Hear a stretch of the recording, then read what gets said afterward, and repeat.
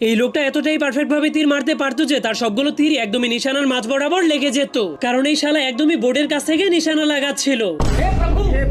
আর এই লোকটাও একদমই পারফেক্ট ভাবে বলে নিশানা লাগিয়ে দেয়, যার ফলে সবগুলো বল একসঙ্গেই ফুটোর দিকে যেতে শুরু করে দেয়, কারণ সে সবগুলো বলকে একসঙ্গে সুপার গ্লু দিয়ে লাগিয়ে রেখেছিল। আর এই দুইজন লোক টেনিস বল খেলছিল, কিন্তু খেলা দেখতে আসা সবগুলো দর্শক অনেক অলস ছিল, কারণ তারা তাদের অলসতার জন্য তাদের মাথাগুলোকে ঘোরাতো না, তারা শুধুমাত্র তাদের চোখের মণিগুলোকে বলের সঙ্গে সঙ্গে এদিক ওদিক ঘুরিয়ে দিত। আর এটা হলো দুনিয়ার সব থেকে বড় বরফের পাহাড়, এই জন্য যারা সেখানে স্কেটিং করতে আসতো তারা প্রচন্ড ভয়ে থরথর করে কাঁপতে শুরু করে দিত। কিন্তু তখনই সে 1 সেকেন্ডের মধ্যেই নিচে নেমে আসে, কারণ সেই পাহাড়টা ছিল একটা নকল পাহাড়ের পেইন্টিং। আর এই সবগুলো লোক যখনই রেসিং করার জন্য দৌড়াতে শুরু করে তখন তারা সবাই একসঙ্গেই দৌড়াতে শুরু করে দেয়, কারণ তারা সবাই একই কোম্পানির ভিটামিন খেয়েছিল। তুই সমঝা?